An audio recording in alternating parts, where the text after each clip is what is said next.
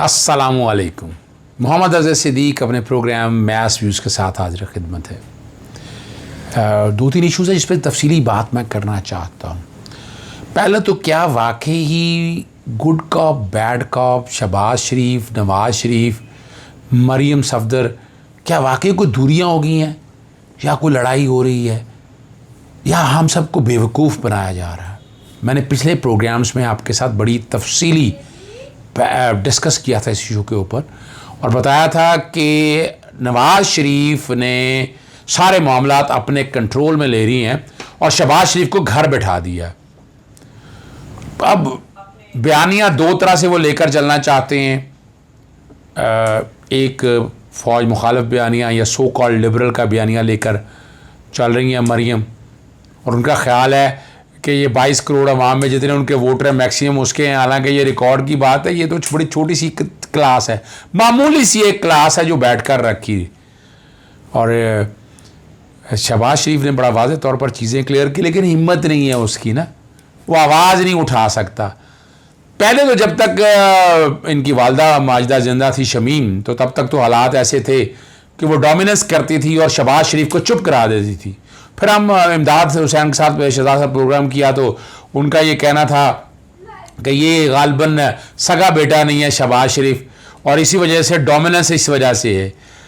नवाज शरीफ का हाथ भारी इसलिए था, पहले जब वालिद साहब रहे तो तब वो कंट्रोल करते रहे, फिर वालदा का कंट्रोल, और इसी वजह से शहबाज शरीफ दब के रहा और इन नेशनल पॉलिटिक्स में उस तरह आ नहीं सका, आने नहीं दिया गया। सारे आज़ाद कश्मीर के इलेक्शन में देख लें, सियालकोट के इलेक्शन में देख लें, बाकी इलेक्शनों में देख लें, गिलगित बल्तिस्तान, इन सब इलेक्शनों में देख लें हमजा शरीफ और शहबाज शरीफ की क्या पोजीशन रही है। वो जेल में रहे, अपनी जगह रहे, वो अपनी जगह पर बातें हैं, लेकिन ये हकीकत पर मबनी बात है कि इनको आगे नहीं आने दिया गया। और लूट मार का जो पैसा है वो बचाना कैसे है, लेकिन दिन बुरे आ गए हैं। अब आवाम जो है इनकी बातों में नहीं आएगी, यानी अब बड़ी बुरी तरह मार खाने के बाद अगला बयानियाँ बेचना है, और बयानियाँ बेचने के लिए गुड कॉप बैड कॉप, जैसे कुछ अर्सा मरीम खामोश रही, फिर एकदम मरीम मैदान में आ गई। ये तरीका वारदात उन्होंने बनाया आप और हम लोग आवाम को बेवकूफ़ बनाने के लिए। तो इन पर यकीन मत कीजिए। देखिए मैं बात वो बता रहा हूँ जाकर, इन पर यकीन नहीं करना। लड़ाई चल रही है, इसमें हकीकत है कि इनकी आपस में लड़ाई है, ये पसंद नहीं करते हैं। यानी आए या जब वो वहाँ से इंग्लैंड से जब चल के आया, हीथ्रो एयरपोर्ट से निकल गया तो बता के नहीं आया था। जहाँ किसी को साबका जनरलों ने को वादा कर लिया था तुम्हें शेरवानी सिलवा दी है, सीट दे देंगे, लेकिन ऐसा नहीं है, रिकॉर्ड की चीज़ें हैं सारी। और यहाँ शहबाज शरीफ जो बेचारा शेरवानी सिलवाया रह गया, कुछ नहीं हो सका। तो कई चीज़ें ऐसी हैं जो बज़ाहिर कुछ सही हैं, लेकिन अंदर से बात यही है, उनको पता है कि एक पकड़े, अगर एक के साथ ज्यादती हुई वो इसके राज दे देगा, इसके साथ ज्यादती हुई वो इसके राज दे देगा। तो अंदर से ये एक ही हैं। कौम इस खुशफहमी मत रहे, लेकिन ये लड़ाई ज़रूर है, ये मैं बता दूं आपको। और शहबाज शरीफ चाहता है कि एस्टैब्लिशमेंट के करीब आ जाए, हालात ऐसे ही है, लेकिन सवाल है कि खाली एस्टैब्लिशमेंट के करीब आने की बात नहीं है। अवाम में जड़ें कैसी हैं? अवाम में अब इलेक्शन अब हार, यानी सियालकोट की इनकी पक्की सीट थी, अताउल्लाह ताला ने नाम बदलने कहा था, 10,000 वोट लेके मैं अपना नाम बदल दीजिएगा, लेकिन इतनी बुरी हार है। वो एक अलहदा इशू है कि चौधरी परवेज़ लाई ने सारे मामलात को सामने रख के पूरा कंट्रोल किया, इसमें कोई शक नहीं है। ख़ाब जो खुर्शीद ताहिर खुर्शीद जो हैं वो गालबन सुसर हैं, इनके principal secretary and to chief minister, वो अपनी जगह पर चीज़ें मौजूद हैं, लेकिन इतनी बुरी हार, ये बुरी हार है। ये कोई हम जो मर्जी कहते रहें, और आज़ाद कश्मीर के इलेक्शन में भी वो अपना वोटों की तादाद बताते हैं। आप देखें तो सही, आपके कैंडिडेट क्या आए हैं, चौथे नंबर पे, पांचवें नंबर पे, यानी या तो दूसरे नंबर पे हो ना, फिर तो पहले और सेकंड का मार्जिन की बात समझ आती है। जब आपके कैंडिडेट ही पिछले गिरे हुए तो आप क्या मुंह दिखाएंगे आप, और इसलिए समझना जरूरी है।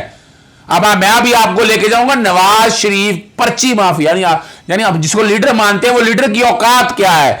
अभी मैं आपके सामने अभी मैं चलाने लगा हूं कि हर स्टेज के ऊपर हर जगह वो पर्ची क्या करती थी। पर्ची बराक ओबामा के साथ अगर बैठा है तो पर्ची देख के बैठ रहा है, जहां कहीं बैठा है, मरियम नवाज साथ बैठी हुई है तो वो बैठ के मरियम सफदर साथ बैठी हुई तो पर्ची से बता रही है, और वो शो कर रही है जैसे अंदाजा नहीं। ये औकात है नवाज शरीफ की लीडरशिप की, और कौम ने इसको वैसे सर पे चढ़ाया हुआ है यानी बेवकूफ़ बनाने के लिए, लूट मार के हवाले से।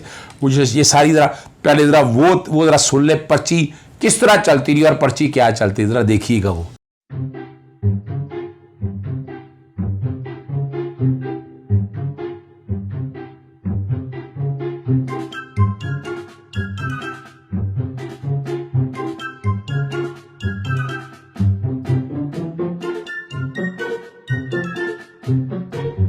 outset, I emphasize that the United States considers Pakistan our trade to be a powerful engine for growth as well.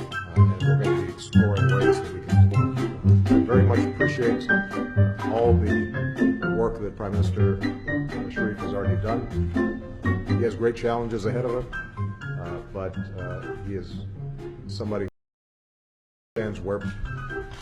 Thank you for your support to democracy and good wishes for the people of Pakistan. Ladies and gentlemen of the press, how important are solving these problems to your country's economic future?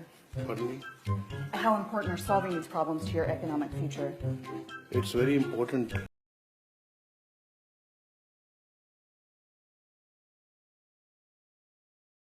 Major issues and challenges. Let's talk about job creation and poverty in the region. Business, in addition to getting jobs. Are there some interesting efforts underway there?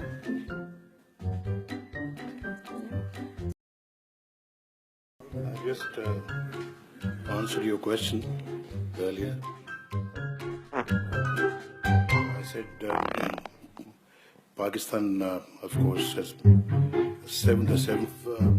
When you talk about connectivity, we have embarked upon some major mega projects in our region that will harness the markets and resources of our adjoining regions.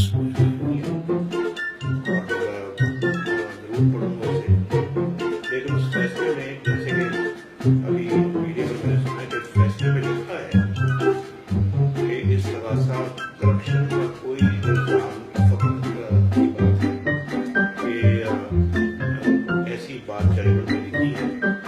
मैं पहले दिन से ये बात कर रहा हूँ कि कौन सा कोई बैंक या कमीशन या चोरी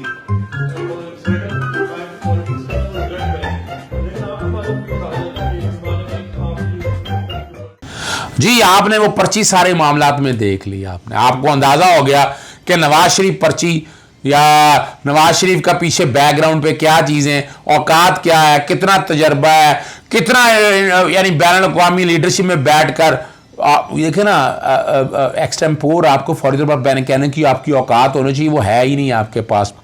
एक और चीज़ जो है ना, अब आगे चलते हैं, वो फैज़ुल्लाह केस के हवाले से बात है। अपना मैंने कल बात की थी, लेकिन आप लोगों ने कहा कि तफसीली उस पर बात करना बड़ी ज़रूरी है, तो मैंने सोचा मैं तफसीली अपना वो बात मैं कर लूँ और वो आपके साथ डिस्कस करना है। वो याद रखिएगा केस था ये Faizullah Khan versus Peshawar high court. ये नज़रसानी की दरख्वास्त थी 249 ऑफ 2020 सिविल पटिशन 29002 2018 में जुडिशल कंपल्सरी रिटायरमेंट के कॉन्टेक्स्ट में थी। फैज़ुल्लाह साहब जो है ना, ये डिस्ट्रिक्ट एंड सेशन जज थे, जबरी रिटायरमेंट के ख़िलाफ़ थे। मामला आया वहाँ, उन्होंने नज़रसानी की दरख्वास्त मंजूर की जाए। अब यहाँ बड़ा ज़बरदस्त चीज़ जिसका इस्तफ़ार था कि आपके मौक्कल पर आमदन से ज़ायद असासों का इल्ज़ाम है, पुरतइश लाइफ गुजारने का इल्ज़ाम तस्लीम कर लिया। अब वो कहेंगे जी पुरतइश लाइफ का इल्ज़ाम इंक्वायरी में ड्रॉप कर दिया गया। ये वो कहते हैं मेरे मौक्कल की अहलिया गायनाकोलॉजिस्ट है, मेरे मौक्कल की अहलिया के अपने शोबे में अच्छी आमदन है। अब यहाँ पर जस्टिस मज़ाहिर अली अकबर नकवी साहब ने बड़ा ज़बरदस्त सवाल किया, क्या इंक्वायरिया में अहलिया के इनकम टैक्स गुशवारे पेश किए गए? ये जस्टिस मज़ाहिर अली अकबर नकवी साहब पूछते हैं। अहलिया की आमदन नहीं तो इंक्वायरी में इनकम टैक्स रिटर्न दिखाते। अहलिया मेरे मौक्कल की ज़ेर कफ़ालत नहीं। ये वकील जज जो वकील हैं वो कहते हैं अहलिया के अपने आमदन के ज़राए हैं। चीफ जस्टिस की सरबराही में 2 रुकनी बेंच ने और ये नज़रसानी दरख्वास्त खारिज कर दी। अब इसके बाद मैं उम्मीद है ये वाला मामला नैब टेकअप करेगी इनके खिलाफ और एसेट बियॉन्ड मीन के कॉन्टेक्स्ट में देखेगी। शायद जज होंगे अपनी जगह पर मौजूद होंगे, लेकिन यहाँ एक बात बड़ी क्लैरिटी के साथ आ गई। अब ये केस आपके सामने मौजूद, ये इसलिए बताते हैं कि इनकम टैक्स की रिटर्नों में सरीना ईसा ने असासे नहीं दिखाए, उनकी सारी डिटेल में है। 95 लाख के करीब है जितनी रिटर्नें फ़ाइल की, तो 10.5 करोड़ से ज़ायद की जायदाद थी, ट्रेल नहीं था, न एग्रीकल्चर इनकम के हवाले से चीज़ें थी, पैसा पाकिस्तान से बाहर भेजा, मनी लॉन्ड्रिंग के हवाले से, अगर पैसा बच्चों की फ़ीसों के हवाले से, अखराजात के हवाले से बेचते रहे, तो लेकिन ये सारा कुछ आपके सामने है। और वो बच्चों के अखराजात कैसे पूरे किए, ये भी सोचने की बात है। लेकिन आपके सामने है कि ये सारा कुछ नहीं हो सका और यही मसाइल पैदा रहे। और अब जो केस है ना सारा, आप जरा बात को समझिएगा, यानी अगर केस को हम देखते हैं ना, सारे केस सारे मामले को, तो ये अब सुप्रीम जुडिशल काउंसिल को इस मैटर को टेकअप करना चाहिए। देखते हैं कब टेकअप करते हैं। आगे चलने से कबल आपको बताते चलते हैं, अभी मैं आपके सामने वो शेयर कर रहा हूँ। आपको याद होगा ये Punjab assembly, Punjab privileges act और Punjab assembly of privileges amendment bill 2021 के ज़रिए मुख्तलिफ, ये 29 जून 2021 को तरमीम की गई कि जिसमें जुडिशल इख्तियारात दे दिए गए, यानी इस्तेहकाक मेंबर का इस्तेहकाक मजरू होगा और ऐसे इख्तियारात दे दीजिए जो आइन के आर्टिकल 10 से मुतसादम है। अब मैंने बाकायदा ये सदर पाकिस्तान को लिखा था, वज़ीर आज़म को लिखा था, गवर्नर पंजाब को और चीफ मिनिस्टर को लिखा था कि ये कलअदम करार दिया जाए और ये वापस लिया जाए। मैंने ये लिखा था, गवर्नर के पास मामला गया, वो बिल जो है ना फाइनल जो पास किया, असेंट लेना ज़रूरी है, सब प्रोमलगेट, गवर्नर ने बाकायदा वो मामला जो है ना, और इस सारे मामले को मैं वो ख़त भी शेयर कर रहा हूँ कि ये सारा मामला शेयर कर दिया, वापस भेजा चीफ मिनिस्टर को कि चीफ मिनिस्टर के सामने रखें और इस मामले को देखें आप, और साथ साथ ही जो है ना उस पर एतराज़ात लगा के गवर्नर ने जो उस पर एतराज़ात लगाए वो एतराज़ात लगा कर मामला भेजा है। और उन्होंने बड़ा वाज़ेह तौर पर कहा है रिजेक्ट्स कॉन्ट्रोवर्शियल, ऐसा ये रिजेक्ट का लफ्ज़ अच्छा नहीं, अखबार में छपा है, एतराज़ात लगा सकते हैं, एतराज़ात लगा के भेज दिया उन्होंने और कहा है कि इस खारे को कंसिडर करें, दोबारा देखें, और कहा है कि इस कानून में मुतसादम है, आर्टिकल 10 से और 25 से मुतसादम। और यही मैंने पॉइंट उठाए हैं, यही मैंने अपनी रिप्रेजेंटेशन के अंदर पॉइंट उठाए हैं। उसमें सेक्शन 11B-C-D कर दिया था, जुडिशल कमेटी असेंबली की बना दी गई थी और कहा था कि स्पीकर के पास 30 दिनों के बाद अपील का राइट है, तो ये स्पीकर के पास भी इख्तियारात मौजूद नहीं है, आपने देख लिए हैं। अगली खबर आखिरी में आपके साथ जो डिस्कस करनी है, वो नज़ीर चौहान को चौधरी परवेज़ अली बड़ी कोशिश करते रहे कि उसको असेंबली में पेश किया जाए, FI ने पेश नहीं किया और ये ठीक किया है FI ने। ये मैं बता दूं, जब वो फिज़िकल रिमांड में होते हैं तो आप अब चाहे आपको प्रोडक्शन ऑर्डर क्यों ना पेश की जाए, आप पाबंद नहीं है इस हवाले से। अदालत ने वो कस्टडी आपको दी है इंक्वायरी और इन्वेस्टिगेशन के लिए, इंक्वायरी और इन्वेस्टिगेशन करनी है। आप जेल में हो तो फिर अलग बात है, आप उस वक्त जुडिशल रिमांड पे, फिजिकल रिमांड पे नहीं है। तो इसमें FI ने बड़ा अच्छा, यानी चौधरी परवेज़ अली बड़े गर्म भी हुए, लड़ाई भी लड़ी, बड़ा गुस्से का इजहार भी किया, ब्यूरोक्रेसी बड़ा गुस्से का इजहार किया, लेकिन कानून की अमलदारी बड़ी ज़रूरी है। सियासतदान एक दूसरे को बचाता है अपने आप को, लेकिन ये ज़रूरी है।